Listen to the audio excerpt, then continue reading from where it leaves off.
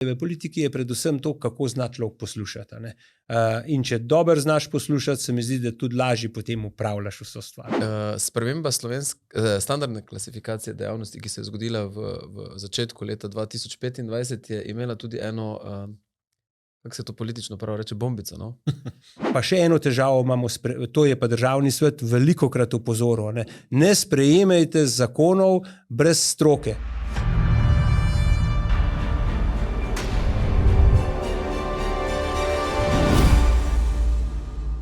Lepo pozdravljeni v prvi epizodi podcasta Teža argumenta, ki nastaja v okviru Državnega sveta. Gospodarstvo je temelj vsake države, saj z ustvarjanjem omogoča, da lahko delujejo tudi vsi ostali podsistemi družbe. Zato tokrat gosta, državna svetnika iz področja gospodarstva. In sicer pozdravljam najprej predsednika Državnega sveta Marka Lotriča, ustanovitelja in dolgoletnega direktorja podjetja Lotrič Meroslovje, prisotnega tako doma kot tudi na svetovnem trgu, sicer pa tudi predsednik območne obrtno-podjetniške zbornice v Škofji Loki v Državnem svetu, pa predstavnik delodajalcev. Drži, hvala lepa. In pa Aleš Pulko iz razvojnega in izvozno usmerjenega podjetja Pulko Ventili iz Ruš, sicer v Državnem svetu zastopnik obrtnikov in podjetnikov, podjetnik že tretje generacije, in pa podpredsednik obrtno-podjetniške zbornice v Mariboru. Lepo pozdravljeni.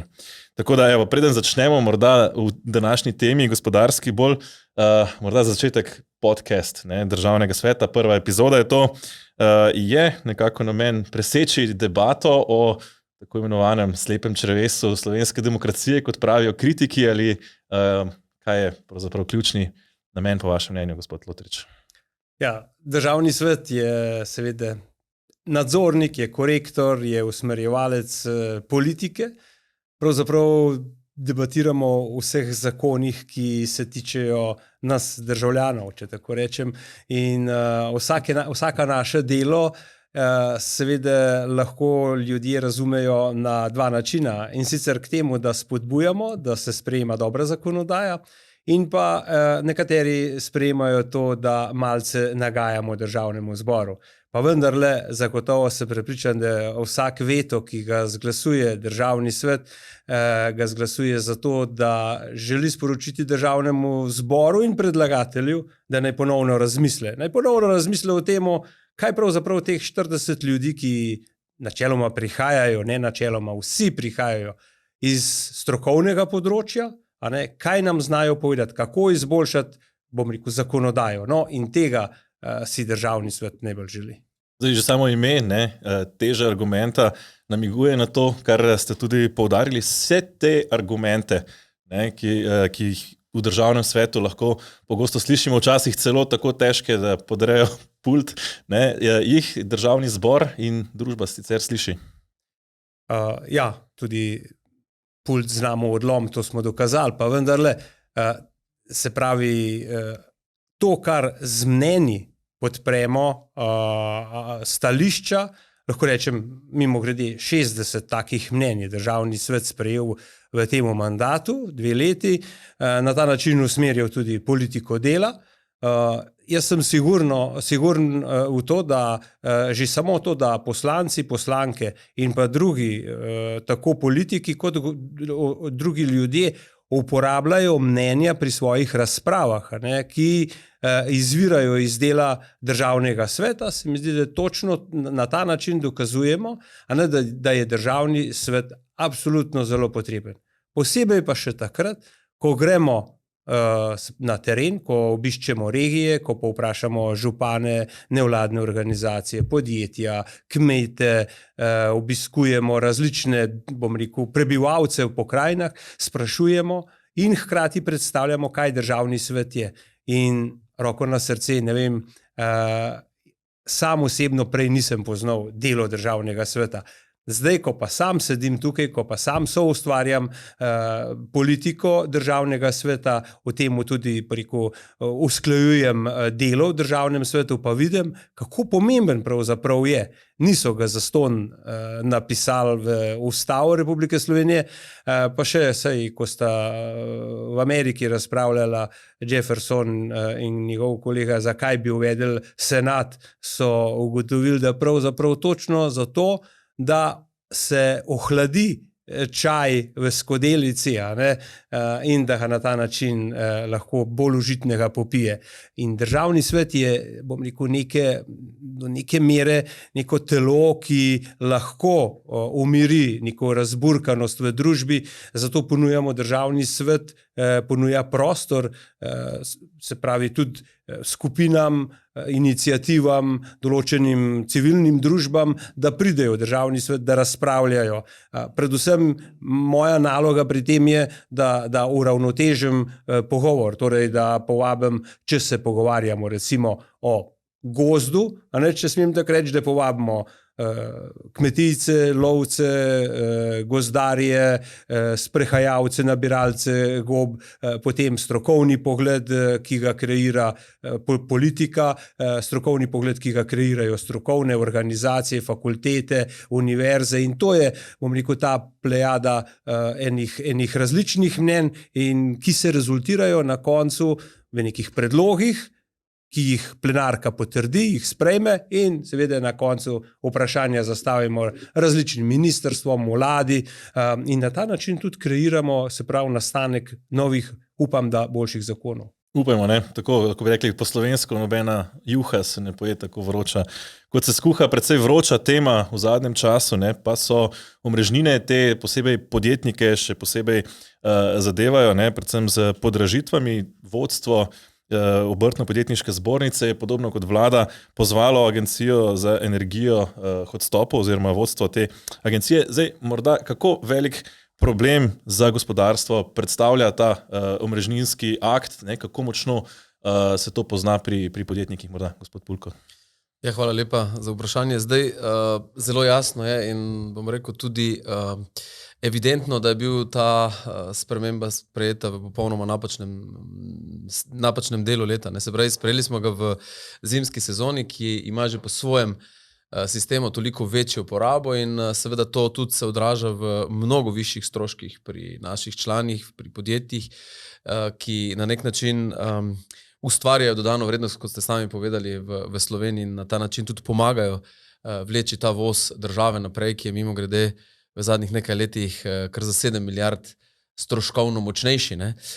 Torej, to je en problem. Drug problem je, da v bistvu se pravi, so tarifni razredi narejeni tako, da so tako za gospodinjstva, to moramo poudariti, kot seveda tudi za podjetja, najbolj obremenjeni v tistem prvem delu. Takrat, ko imamo v podjetjih prvo izmeno, in takrat, ko na drugi strani so gospodinjstva prazna. Se pravi, gledalo se je bolj na gospodinjstva, manj na gospodarstvo.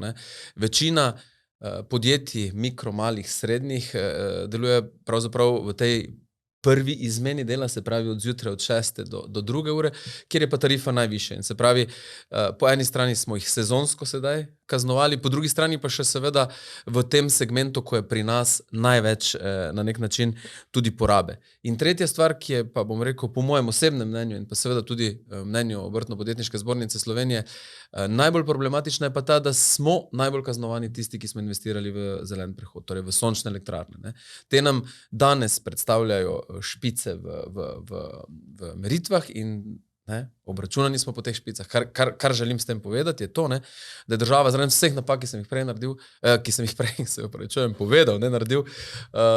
naredila še eno napako. Želimo zelen prehod, spodbujamo investicije v samooskrbe preko sončnih elektrarn in sedaj dobimo račun v obliki povečanih stroškov omrežnin.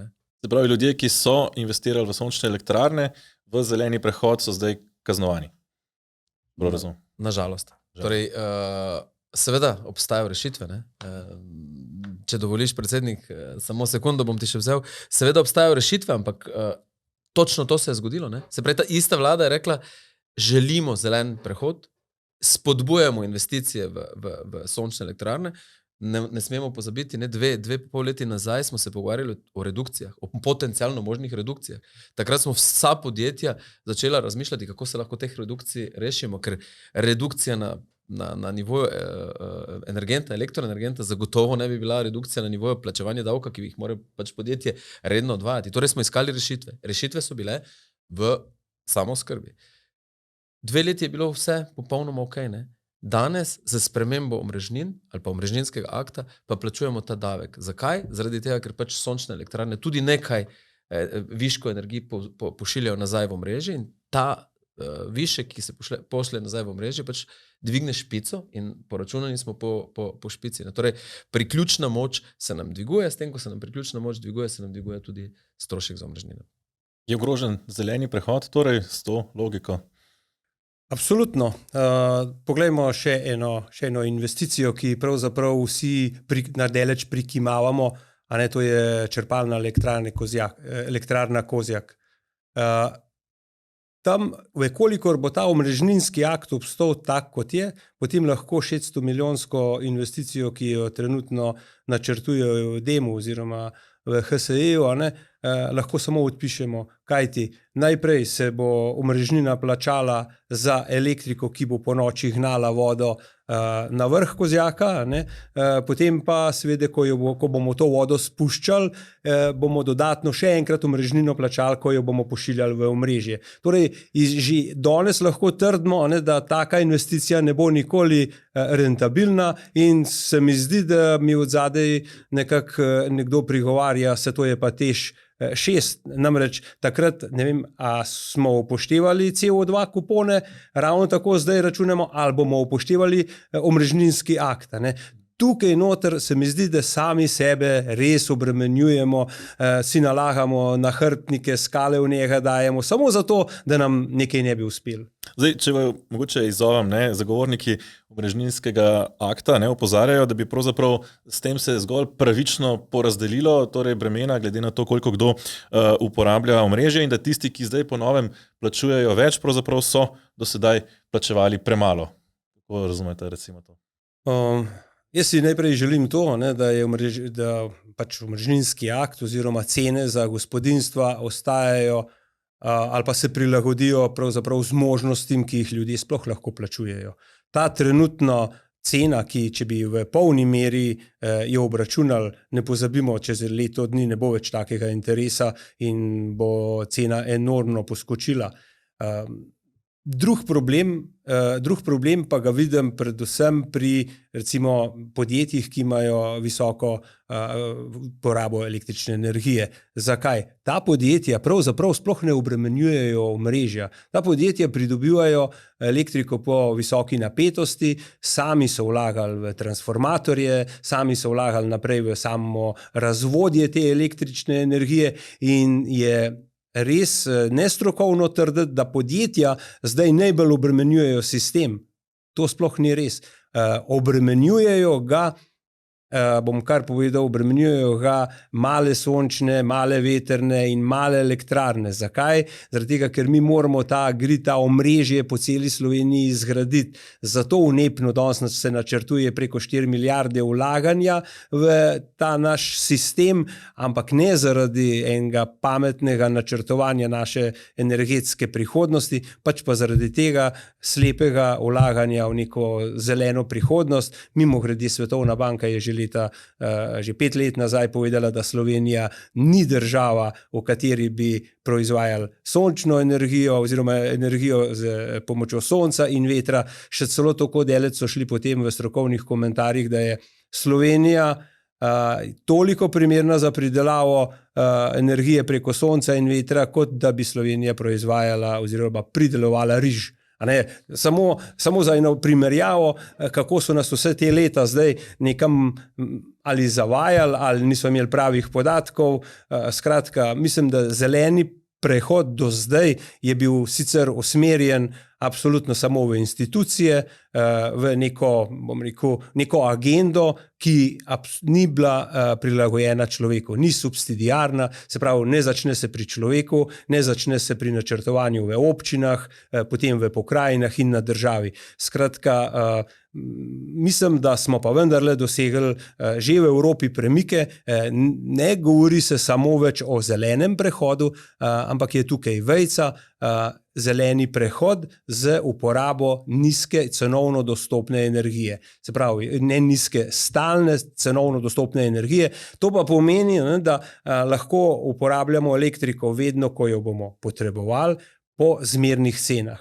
In zanimivost je še ta, da v Sloveniji uporabljamo in plačujemo elektriko, ki je v zgornji, če ne najvišji kategoriji ali pa cenovni obremenitvi. Torej, nekaj ne delamo prav. In kaj to pomeni? Seveda, ljudje iz denarnic vsak mesec plačujejo ceno električne energije in položnice, ki so previsoke in s pametno, s pametno prilagoditvijo, seveda, tudi omrežninskega akta bi zagotovo mi danes ne govorili o nekih problemih, kar se tiče energije. Kaj se nam je pa podražilo v zadnjih 5 letih na področju energije? Ne vem. Elektrarne, hidroelektrarne, nuklearna elektrarna, vse druge so cene več ali manj ostale. Pustimo po strani cene stroške dela, ker v takih kompleksih to igra minimalne zneske. Torej, sistemsko smo zadevo narobe zapeljali in to pač je treba čim prej popraviti. Kaj v praksi pomeni recimo za nekega obrtnika, posebej takega, ki je bolj energetsko potraten, ali pa ima pač tako obrt, da recimo porabi veliko energije, teh nekaj 100, nekaj tisoč evrov dviga cene omrežnine? Zdaj, prvo bi želel povedati, da nažalost ne govorimo o nekaj 100 ali pa nekaj 10 evrih, ampak tukaj govorimo o povprečnem dvigu, bom rekel v analizi naših članov, med 70 in 140%. To se pravi, mi govorimo o resnih dvigih, ne govorimo o zgolj korekcijah. Korekcije so nekaj, kar mora vsako podjetje znati samo poskrbeti, ampak tukaj govorimo o resnih dvigih. In če pogledamo strukturo stroškov, ugotovimo, da zelo težko je definirati povprečje. Kot je predsednik povedal, če govorimo o industriji, ki je energetsko intenzivna, vemo, da smo nekje med 65-70% strukture stroškov predstavljajo energenti. To praviloma v nekih manjših proizvodnih obratih je popolnoma drugače. Govorimo o procentu med 15 in 25%, ampak v vsakem primeru, če govorimo o 15 ali pa 20% strošku, ki se je povečal za 120%, potem vemo, da smo naredili kar veliko škodo. In če dovolite, še samo en dodatek na to, kar je bilo povedano, ker je bilo izjemno dobro zastavljeno in definirano. Res je, vaše vprašanje je bilo jasno in tako se sprašujejo tudi državljani. Moramo ali pa morajo plačevati več za omrežje tisti, ki ga več tudi uporabljajo. Popolnoma jasno.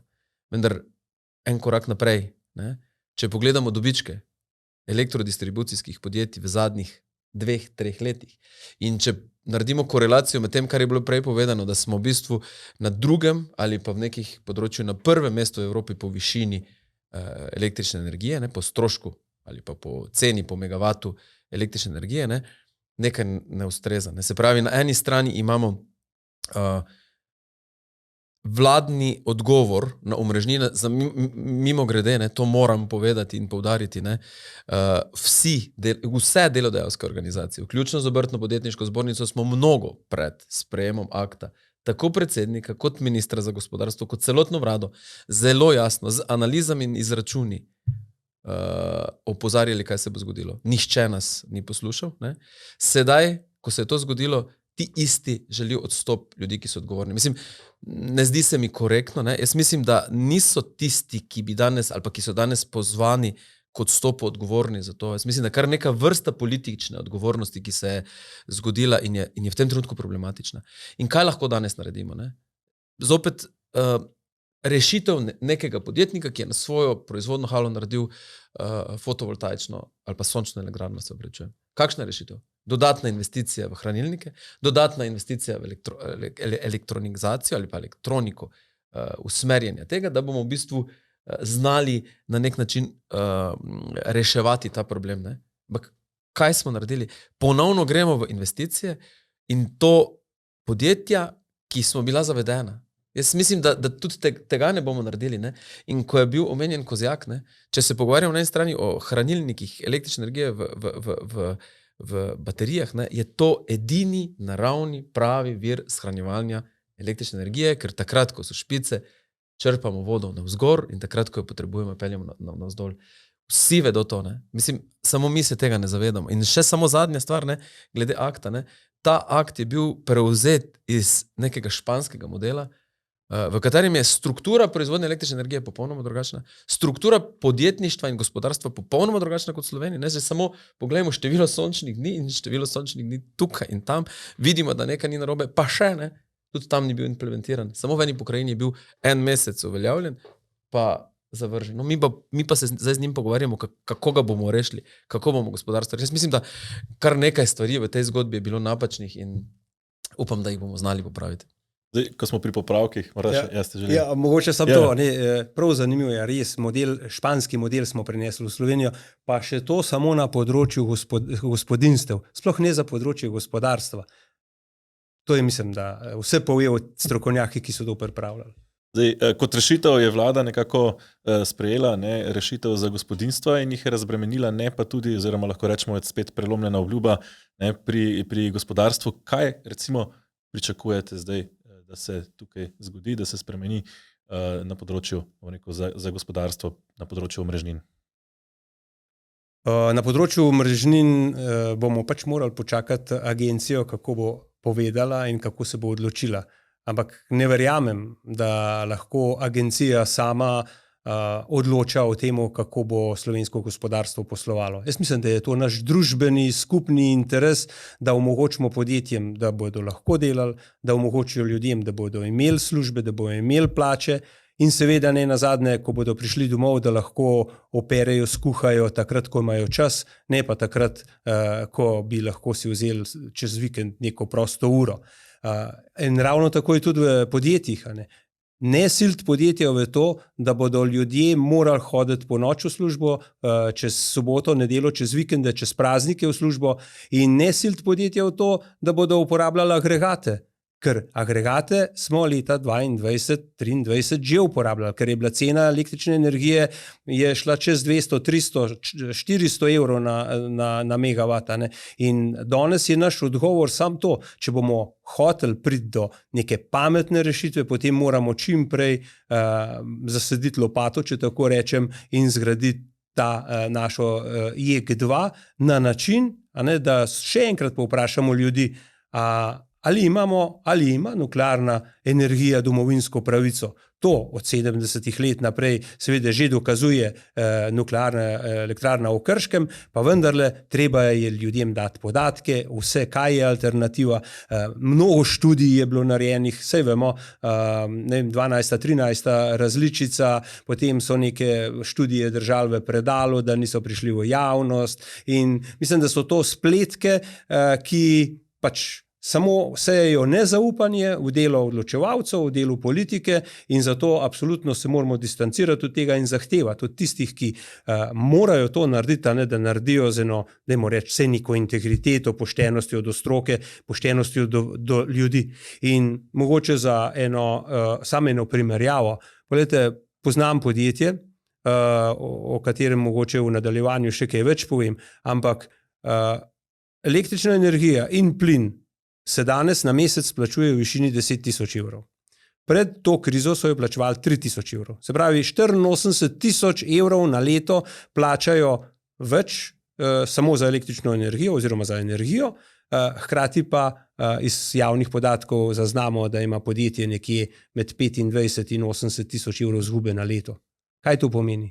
Samo zaradi električne energije je tukaj vprašanje 41 ljudi in v tem primeru vprašanje od tega 21 invalidov. Kam smo prišli? Toliko daleč, da dejansko ljudje izgubljajo službe na račun nekaterih, ki hočejo zaslužiti. Govorite, čeprav razumemo, podjetje od CSS iz Škofje Loke. Točno o tem. Zdaj, pred dnevi smo lahko spremljali, kako ste se izrazito izpostavili, bom rekel, za reševanje tega podjetja, se pravi, energenti so pravzaprav tisti, ki so ga pognali, da tako rečemo, čez rob do zdaj. Ne bi rekel, da je bila Ne. to samo energija. Slabo delo vodstva je zagotovo vplivalo na to, da pač podjetje, da je zašel v to krizo. Pa mogoče še ena zadeva, ne mogoče, saj veliko debatiramo o zemljiščih, a ne, Škofja Loka sama ne razpolaga znotraj mesta z nekim večjim kompleksom površin zazidljivih, nezazidljivih, no in na tem mestu je 4000 kvadratnih metrov zazidljivih površin.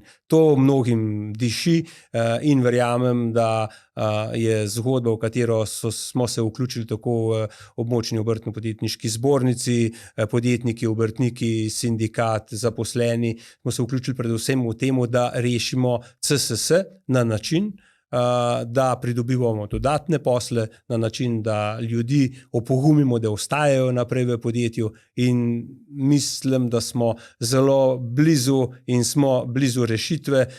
Zdaj bo treba samo, ker je dost naročil, imamo novo direktorico, imamo zainteresirane ljudi, zdaj je treba prepričati samo še dobavitelje, da je to resna firma, da bo lahko delala naprej, da bodo dobili poplačane vse dobave in na drugi strani, kot rečeno, iskati še nove kupce, ki verjamem, da z dobrim modelom bodo tu kupci dodatni prišli. Zdaj, približno v enem dnevu ste nabrali, če sem prav informiran, za dober 1 milijon evrov novih naročil, ki jih prejšnje vodstvo nekako ni uspelo dobiti. Je to, bom rekel, kako vam je to uspelo? No? Je to stvar tega medijskega pompa, ki je bil okoli tega podjetja, ali ste enostavno ubrali neko drugačno pot kot prejšnja uprava, recimo pri iskanju teh naročil? Najprej seveda smo naredili analizo kupcev obstoječega podjetja, in moram reči, da člani območno obrtno-podjetniške zbornice so tudi naročniki v samem CSS-ju. Škofjeloško gospodarstvo je sicer zelo naravnano za avtomobilsko industrijo, torej uporablja te izdelke, storitve, ki jih CSS lahko ponudi. In preko vikenda začeli smo dejansko s pogovori v petek, od sobote preko nedelje, v ponedeljek smo pa že lahko razpolagali z eno številko, to je 1 200 000 evrov naročilve, se pravi podpisano naročilnico za celotno leto. Okrog 200 000 evrov je pa takrat, ker pač večja podjetja tudi rabijo majčken dalj časa, je bilo pa ustno oziroma telefonsko potrjenih. Danes lahko povem, da je dejansko 1 400 000 evrov naročil, da smo uspeli s tem, to pa lahko rečem, medijskim pritiskom vplivati na vsi skupaj na likvidacijskega upravitelja, ker on je že zavračal naročila, ni hotel sprejemati naročila, ni hotel dati dela delavcem, ljudje bi pa rad samo delali. In tukaj noter, bom rekel, zasluga vseh, ki so bili vključeni, od sindikatov, obrtnikov, podjetnikov, da ne pozabim škofjeloških vseh županov, vseh 4. To je ena taka skupnost, v Škofji Loki deluje že 2 leti, se srečujemo parkrat na leto, torej se pravi predsedniki, podpredsedniki obrtne zbornice, potem župani, šolniki, ravnatelji, načelniki upravne enote, poslanci, in na ta način smo skreirali to našo skupnost, da se lahko hitro odziva. Zdaj, je to dolgoročno ali je to, bom rekel, zdaj v tem duhu, dajmo rešiti, pa smo nabrali naročila, ali so ta naročila, bom rekel, tudi dolgoročna, ali se ni zgolj zamaknilo, bom rekel, zaključek poslovanja za kakšno leto zaradi teh naročil? Ne, ta naročila so periodična, najmanj za 2 meseca imajo trenutno že naročil oziroma na delovnih nalogih, če tako rečem, v samem podjetju, in ker so pač naročila periodična, se bo tudi naslednjo leto to ponovil. Moram pa reči še nekaj, da so prav naši člani, so pa ponudili tudi avans za predvideno letošnjo naročilo. Tako da ta avans bomo absolutno potrebovali.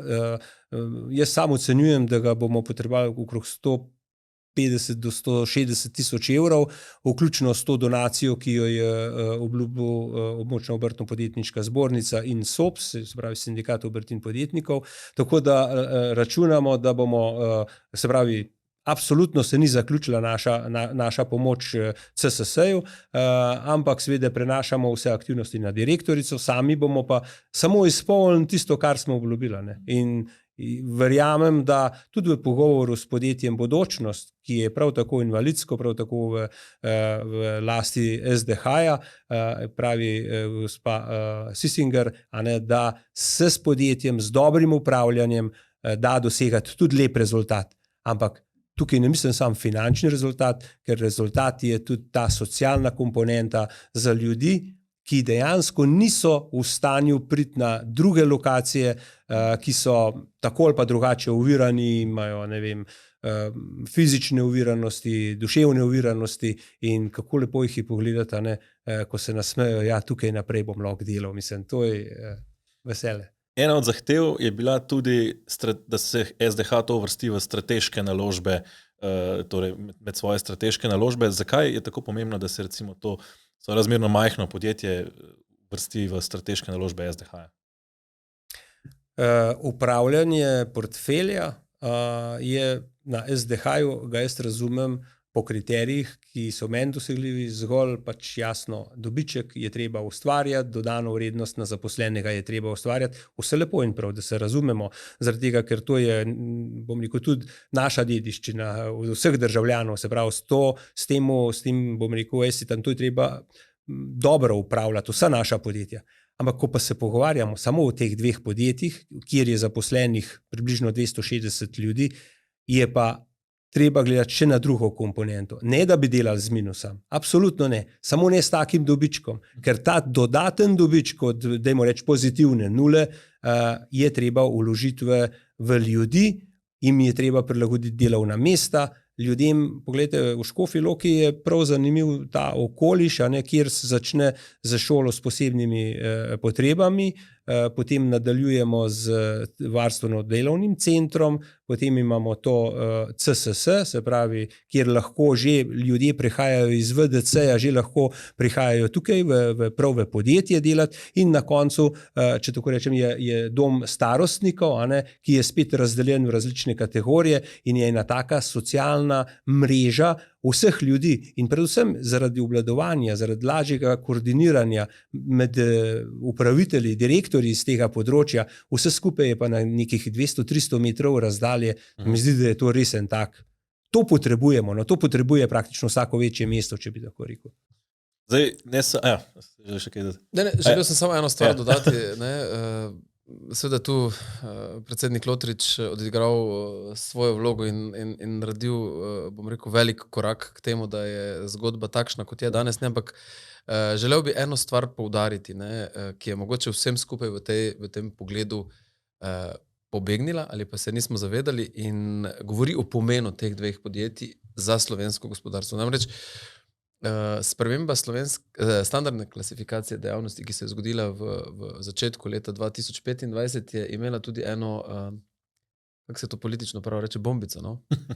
Torej, to je pomenilo, da smo nezavedno spremenili procent kvote invalidov v svojih podjetjih iz 2 na 6%. Samo ena dejavnost je ostala in to je zavarovalništvo, ki tega ne potrebuje, vse ostalo pa se je zgodilo točno tako. Torej, kaj se nam je zgodilo? Vsako podjetje potrebuje na vsakega 21. zaposlenega enega invalida in naslednjega že pri 29. Za razliko od prej, ko smo po 2% dvigovali. In podjetja, kot so CSD in Bodočnost, kot dobavitelji podjetjev, ki ne uspemo zagotavljati zadostnega števila invalidov, nam to kvoto popravljajo. Torej, zelo pomembno je imeti ta podjetja v naši okolici, ker bomo ostala podjetja lahko ostala ali pa bila konkurenčna. Kristalno je jasno, da invalidsko podjetje ne more biti visoko konkurenčno, visoko produktivno in izvozno naravnano, ampak lahko pa pomaga slovenskim mikro, malim in srednjim podjetjem, ki so in želijo biti izvozno naravnane in konkurenčna prav pri teh kvotah. In mislim, da je zelo pomembno, da se zavedamo kot ljudje, ne samo kot podjetniki in gospodarstveniki, da moramo uporabljati takšna podjetja za to, da nam pomagajo. In na drugi strani razumem, zakaj jo je potrebno v portfelju SDH dvigniti, ravno zaradi tega, ker tukaj govorimo o socialni noti, govorimo o mnogo večji zgodbi kot samo o podjetju z 40 zaposlenimi. Ker če bi ga iz tega zornega kota pogledali, bi rekli, preveč je bilo medijske pozornosti. Ampak ko pa pogledamo to širše in ugotovimo, kako velik pomen je to za slovensko gospodarstvo, pa ugotovimo, zakaj je temu tako. In prav je, da takšnim pomagamo. In jaz bom rekel tudi prav je, da ljudem, ki ne morejo in ne zmorejo opravljati svojega dela, pomagamo. Ne? In poiščemo tiste, ki pa ne želijo delati. In jih spravimo na trg dela. In bomo imeli mnogo manj težav z uvozom tuje delovne sile. No, ko smo ravno pri tej konkurenčnosti, ne, v Evropi se mi zdi, da se kar nekako v zadnjih mesecih situacija nekoliko slabša. Ne? Nemčija se ohlaja in pritisk pravzaprav na to konkurenčnost postaja vse večji. Kakšna je pravzaprav, kako vidite v gospodarstvu trenutno stanje in kje so največji problemi pravzaprav na tem področju? Kako nevarno je recimo to ohlajanje Nemčije za naše gospodarstvo? Jaz mislim, da zelo. Pa ne samo zaradi tega, ker je pač Nemčija ena izmed naših pomembnejših ali pa mogoče v tem trenutku najpomembnejša zunaj izvozna partnerica, ampak ne samo zaradi tega, predvsem zaradi tega, ker se mi v Sloveniji ne pripravljamo na to. Slovenija je v bistvu v tem trenutku na svetovnih lestvicah konkurenčnosti, recimo če pogledamo analizo IMD, na 4. mestu. Še 2,5 leti nazaj je bila na 3., 3 leta nazaj, 4 leta je bila na 2. mestu. Torej, mi smo v 2 letih izgubili 2 zelo pomembna mesta v konkurenčnosti. Prehitele so nas vse baltske države, Litva, Latvija, Estonija, za katere smo nekoč mislili, da jih ne bomo imeli v našem radarju. Češka, Poljska, Slovaška. Torej, govorimo o resnih industrijskih velesilah Evrope, ki so nas na nek način postavili na radar ali pa nas ocenile kot nekonkurenčno državo. Zakaj? Zaradi tega, ker zadnjih nekaj let sprejemamo zakonodajo, ki gospodarstvu ne daje konkurenčnosti, ampak jo jemlje. Ne? Če pogledamo napovedi in to, kar je že bilo in kaj ima tekoča vlada v svojem pipelineu, ugotovimo, da je skupna obremenitev, ki se bo zgodila kot dodatek gospodarstvu v zadnjih 4 letih 10,4 odstotne točke. To ne pomeni, da se bodo nam bruto prispevki za toliko dvignili. Zapravi, skupna obremenitev podjetja je tako ali pa bo toliko višja. Ob tem, kar smo prej govorili, zelo visokih cenah električne energije, o razliki neto bruto dohodkov, ki ni primerna za biti gospodarska, biti konkurenčno gospodarstvo. Torej, tukaj je največji problem. To, da se danes Nemčija ohlaja, je drug problem. Je problem tega, da mi ne najdemo, da tako ali tako je na trgu Evropske unije manj povpraševanj. In ker mi ne odreagiramo na te države, o katerih smo prej govorili in ki sem jih omenil, še tisto malo naročil, ki so oduzamejo. In kaj delamo? Trudimo se, mislim, vsi izvozniki smo v zadnjih 7, 8 ali pa 10 mesecih imeli verjetno rekordno število poslovnih poti, rekordno število kilometrov, ki smo jih upravili, samo zato, da smo nekako uspeli polniti svoje proizvodnje. Ampak na račun česa? Na račun mnogo nižje dodane vrednosti. Zato, ker smo bili primorani, že tako nekonkurenčni, še zniževati cene, ker so podjetja iz teh držav nam v bistvu pač lažje odvzela te posle. Tako da, ja, en problem je, da se Nemčija ohlaja. Sicer moramo reči, da biti korektni, se pravi, države Beneluxa, Litva, Latvija, Estonija, če smo jih prej omenili, rastejo. Njihova industrijska proizvodnja se veča. Tako da tu imamo nek potencial, kam se lahko preselimo in tudi prav je, da to naredimo. Ker biti tako odvisen od enega gospodarstva, ki pa potem zaniha, tako kot je zdaj zanihal recimo avtomobilska industrija v Nemčiji, pa ne edina, ni dobro. Tako da jaz mislim, da to je neka streznitev za podjetja, ki jo pač moramo preživeti. Zdaj, kako jo bomo preživeli, je pa drugo vprašanje. In s tem bi končal, kaj se mi zdi zelo pomembno. Če danes govorimo o neki recesiji, jaz mislim, da lahko zagotovo govorimo o recesiji, pomembno je vedeti eno stvar, da do odboja enkrat pride. Zdaj bo prišlo v letu 2025-2026. To je v bistvu nepomembno, bo prišlo in takrat bo evropsko gospodarstvo dobilo ponovno veter v jadra in bo v bistvu odletelo na mesto, na katerem pač mora biti. In bistveno vprašanje je, ali bomo slovenska podjetja takrat sposobna izkoristiti ta odboj. Ali bomo imela dovolj kadrov, dovolj investicij, dovolj kapitala, da bomo lahko na nek način zajadrali ta veter, ker za to pa potrebuješ predvsem kapital in seveda ne smeš v tem prehodnem času izgubiti ključnih kadrov. In to je to, kar ves čas govorimo. Ne? Se pravi, če bomo izgubili kadre, ki smo jih vzgajali 10 let, zaradi tega, ker danes ponovno država ne želi prisluhniti, ko rečemo, pomagajte nam za mesec, 2, 3 skrajšanjem delovnikom, s čakanjem na delo. Nočemo priti do točke, da bi to naredili takoj. Gremo čez postopke. Zanimivo je, verjetno 90% zakonov se sprejelo po skrajšanem postopku. Ne? No, tega bi pa na drugi strani želeli delati po rednem postopku. Ne? Jasno nam je, kaj to pomeni. Ne? Da takrat, ko bo sprejet, ga več gospodarstvo ne bo potrebovalo. Ker če ne bomo spremenili intenzitete do maja leta 2025, mi verjamite, da bo naslednjih 20 ali pa 30% slovenskih podjetij najavilo svojo insolventnost ali pa vsaj stečaj. Ne? Torej, smo v točki, v kateri moramo odreagirati takoj in reči, pomagajmo podjetjem, ki imajo možnost razvoja in preživetja. Ne vsem. To je kristalno jasno. Se pravi, so dejavnosti, ki jih ne moramo več imeti, ampak tisti, ki imajo, pa ne smejo ali pa ne smemo izgubiti ključnih kadrov, izgubiti konkurenčne sposobnosti, kar pa pomeni, da moramo tudi v tem trenutku vlagati v svoje tehnologije. Ne? Ker če tega danes ne storimo, nas bo konkurent iz prej omenjenih držav še bolj prehiteval. Ne? Kratka, namesto pomoči, dušenje, ali kako se dogaja zdaj strani aktualne oblasti, kako vidite vi to situacijo? Ja, ne mislim, trenutna situacija je res zaskrbljujoča, ali pa pravzaprav ne najdem korektne besede, da bi povedal, zakaj nekdo uničuje ljudi, podjetja in pa celotno družbo. Poglejte, če samo vzamemo en zakon o čezmejnem upravljanju storitev, ki dejansko je prepodel preko 15,000 zaposlenih v tujino, zaradi tega, ker so podjetja preselila svoje sedeže v tujino. Na ta način ne, da smo sam ljudi zgubili v Sloveniji. Ne? Na ta način se po neki oceni med 150 in 200 milijonov letno denarja, ki je bil prej kot davki plačani v slovenski proračun, zdaj plačujejo v hrvaškega, avstrijskega, nemškega. In zato pač naša pokojninska blagajna, zdravstvena blagajna trpi. Lahko naštevam še naprej.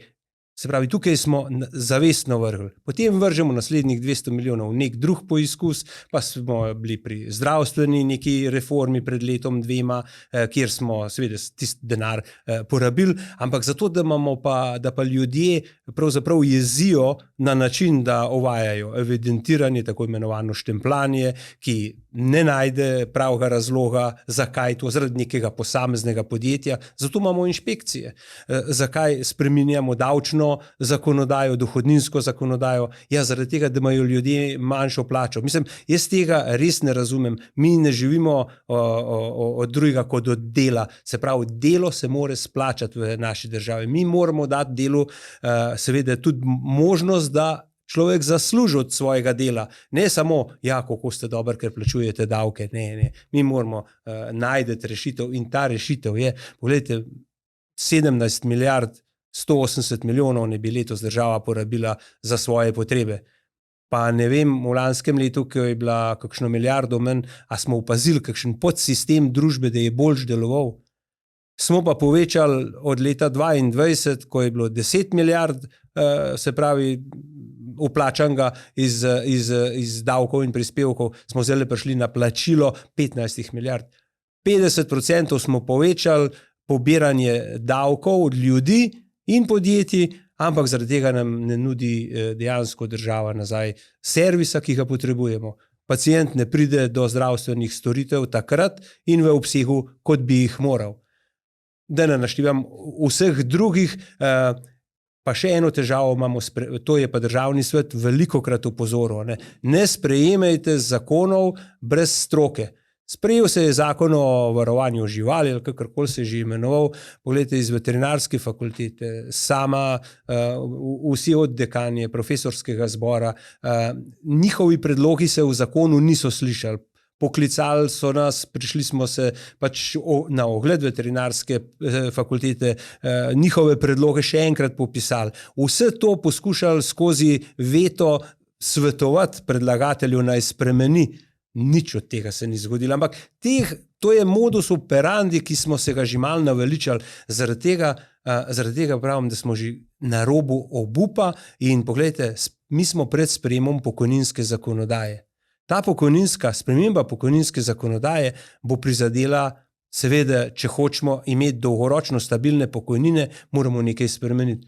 Pa kakorkoli mi hočemo, nočemo, elastiko vlečemo ali ne, imamo samo dve rešitve.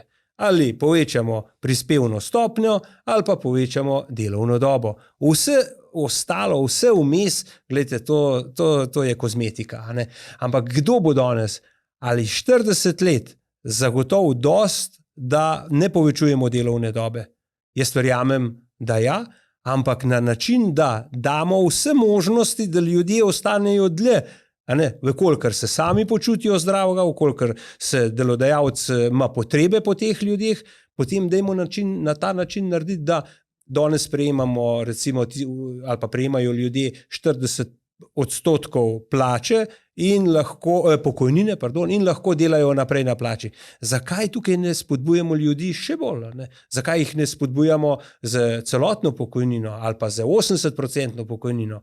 So jo ja zaslužili. In glejte, na ta mehk način lahko ljudem se bo podaljšala delovna doba. Zagotovo pa povečevanje, se pravi prispevne stopnje, nas bo potisnilo. Mislim, prej je že kolega omenil, da je 10 odstotnih točk, se danes pogovarjamo, to je 20% povišanje davkov in prispevkov na plače. Jaz ne vem, kam bomo prišli, ali namo neč več zaslužili, ali pa bomo konkurenčno popolnoma nekonkurenčni v Evropi, če že danes v Italiji dobi posameznik plačo 24.000 evrov, za 33.000 evrov bruto plače v Italiji. V Sloveniji imamo pa 33.000 bruto, pa dobimo le 17.500. Torej, kje je zdaj ta razlika? In potem se vprašamo, ja, normalno, da ljudje gredo čez mejo v službo, se dobijo 550 evrov na mesec več denarja. No, tukaj noter se mislim, da se je potrebno najprej začeti vprašati. In pa, lepo prosim, ne govor, da bomo nepremičninski davek spremenili v večje neto plače. Tukaj pa mislim, da svizec zavije čokolado. Da se ravno to se hotel še izved.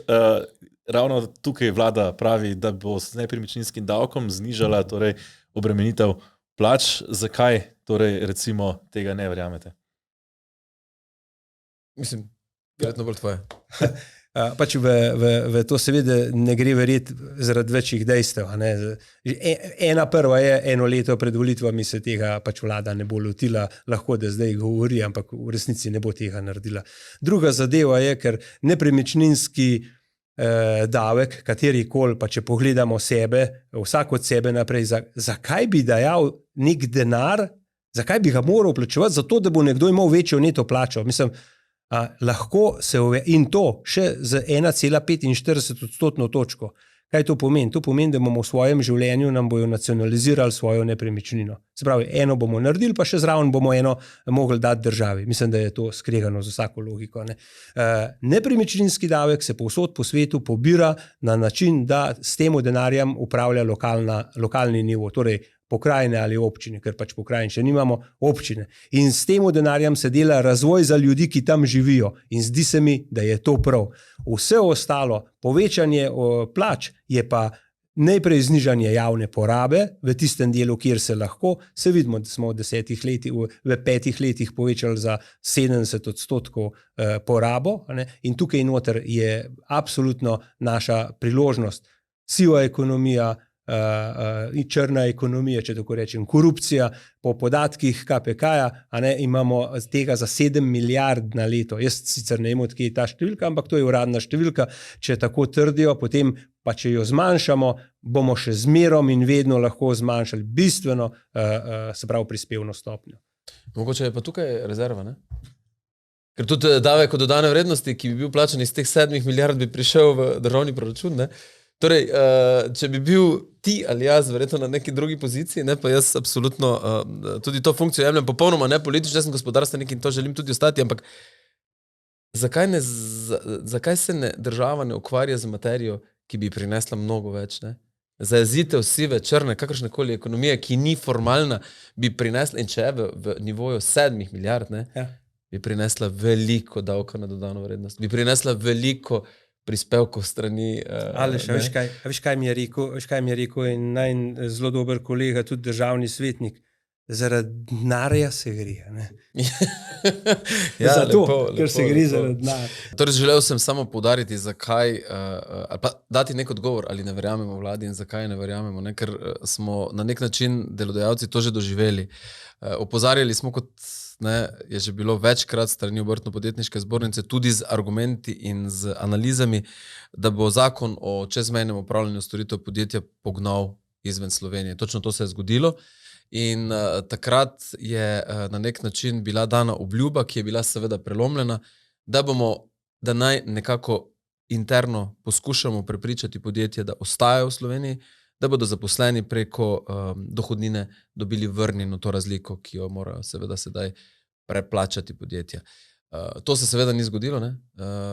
Na naslednjih pogajanjih je bilo to demantirano in opredeljeno kot nedorečeno in nedovršeno in seveda podjetja so sprejela svojo odločitev, se preselila, prej je bilo omenjeno 15,000 delovnih mest je s tem Slovenija izgubila in zanimivo je to, ne, da so se preselila ne samo v sosednjo Hrvaško, da so se preselila v Avstrijo in celo v Nemčijo, ne? Kjer je obremenitev ali pa kjer smo pregovorno vedeli, ne, da je vsak zaposlen mnogo višje plačan kot v Sloveniji. Ne? Ampak podjetjem se še vedno splača delati, izseliti iz Slovenije in delati v Nemčiji. Zdaj, zakaj je tako malo glasu podjetnikov pravzaprav slišati? Kako to, da se podjetnikov v družbi ne sliši in da nima tega recimo pritiska na oblast, na vlado in konec koncev tudi na neke rezultate na volitvah, ne, da bi dobili recimo neko oblast, ki bi bila podjetnikom bolj naklonjena. Recimo v Nemčiji se spomnim primera, ko so podjetniki se dobili z Angelo Merkel in so postavili resne ultimate, ne, ko so šle zadeve predaleč. Kako to, da v Sloveniji recimo se tega glasu podjetnikov ne sliši? Jaz mislim, da glasu podjetnikov ne slišim javnost. Drugače podjetniki so znotraj svojih krogov, znotraj svojih zbornic zelo, bom rekel, ostri. Zahtevajo ne nazadnje že skoraj odpoklice njihovih predstavnikov, ki jih zastopajo v ESS-ju, ki jih zastopajo, ki jih vodijo. In to samo zaradi tega, ker dejansko določeni podjetniki so že v panični zgodbi, nimajo naročil, ljudi imajo na plači. Še malo bojo najemali kredite za plače. Tukaj se neha, tukaj je potrebno narediti mejo in ko vzameš pravzaprav vse možnosti za delo naprej, takrat postajajo pač podjetniki in obrtniki in gospodarstveniki zgroženi in na ta način delujejo. Samo je pa ena zadeva, oni bi povedali tudi v mikrofon, samo nihče ga ne nastavi. To ni dobro spuščati očitno ljudi, podjetnike pred mikrofon. Kdaj smo videli dajmo reči pa na nacionalni televiziji en iskren pogovor s podjetnikom, kako preživi svoj dan. Pa z drugim podjetnikom, ko mu padejo naročila za 40%, pa ima 60 ljudi zdaj na čakanju, ker ne ve, kaj naj z njimi naredi, sprašuje, kdaj bo sprejet zakon o čakanju na delo doma, hkrati pa v predalu drži že naročila za leto 2026. Ne, treba se izbuditi, treba je delati. Zaradi tega pa še ena zadeva je, ljudje se bojijo povedati. Iskreno mi povedo, ljudje se danes ne upajo povedati. Tok in tok podjetij pač je vpetih v nek sistem, čisto pošteno delujejo, vendar ne upajo spregovoriti. To je pa druga resnica. Se je vama kot podjetnikoma zaradi recimo tega, ker sta bila aktivna tudi v narekovajih politično oziroma civilno-družbeno, zgodilo kakšna dodatna inšpekcija ali pa kakšna manj subvencija? Jaz o manj subvencije ne bi govoril, ker jih pač v bistvu prihajamo iz podjetja, ko jih zelo malo lahko koristimo, tako da v bistvu vse, kar uspemo pokoristiti, je resnično tisto, kar razvijamo. V tem trenutku ne, no. Ja, ampak še enkrat poudarjam, ne, jaz nikoli nisem bil politično opredeljen in politično izpostavljen. Sem pa kot predsednik, nekoč sem bil predsednik Obrtno-podjetniške zbornice Maribor, bil 5-6 let zelo kritičen ali pa 5-6 let aktivno poskušal prepričevati, da je vred, da bi morali nekaj sprejeti in takrat smo pač za čuda res imeli v bistvu cel nabor v enem letu inšpekcijskih pregledov, ampak glejte, ne, tudi to je priložnost za izboljšanje. Jaz pravim, da če delaš korektno, pošteno, ne, lahko narediš napako daleč od tega in to napako pač popraviš. Zdaj, če ne delaš pošteno, jaz mislim, da nihče izmed naju tudi tistih podjetij ne želi braniti, nuditi podporo, support, ampak govorimo o podjetjih, ki so korektna, tako do zaposlenih, do poslovnih partnerjev, do upnikov, do dolžnikov. Skratka, ne, govorimo o korektnem evropskem modelu poslovanja, če temu tako rečemo. Ne, in tukaj zagovarjamo in tudi, če pride, ne, jaz mislim, da ne, lahko najdemo nek dogovor, kako bomo nekaj posanirali in moram reči, da smo mi v tistem letu uspeli. Je pa res, da pa se nam je to zgodilo zdaj. Ali je bilo to čisto slučajno, so se poravnale zvezde ali pa... Tudi jaz moram sam povedati, da jaz sem prejel za časa, ko sem bil aktiven direktor 30 let, smo dobili kar precej nagrad takih in drugačnih gospodarske zbornice, obrtne zbornice in sicer, in moram reči, da nikoli nisem imel nobenih posledic, kakršnih koli davčnih pregledov, kakršnih koli takrat, mislim, ali pa pospešenih več od nekega normalnega povprečja. Tako da tukaj noter lahko to povem. Zanimivo pa je, ne, da je ta mali efekt tega, kolega mi je povedal, da se je kolegu nekaj zgodilo. Tudi tukaj noter. Iz osebnega življenja, poslovnega dela lahko rečem, da na tem delu nisem čutil nobenih pritiskov, zato še naprej pozivam dobre podjetnike, naj predstavljajo dobre zgodbe, naj gre dober glas in da mogoče res takrat, ko pa gre, če bi prišlo do nekih nenormalnih inšpekcijskih pregledov, naj pa to tudi jasno povedo. Vse življenje ste bili podjetnik, zdaj ste, lahko rečemo, politik, ne, ko ste tudi svojo stranko. Kaj je težje, biti podjetnik ali politik? No in kaj je težje? Je pa zagotovo je pa treba biti, bom rekel, pri eni in drugi stvari popolnoma predan tej, bom rekel, zdaj politiki, prej podjetništvu. Tukaj ni polovičarstva.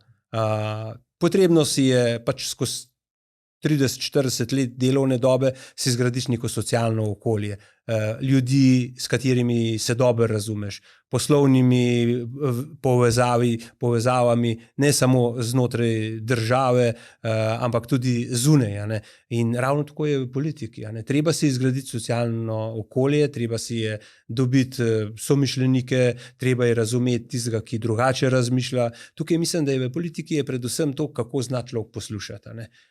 In če dobro znaš poslušati, se mi zdi, da tudi lažje potem upravljaš vso stvar. Ali pa če vas izovem tako, zakaj je po uspešni podjetniški karieri odhod v politiko?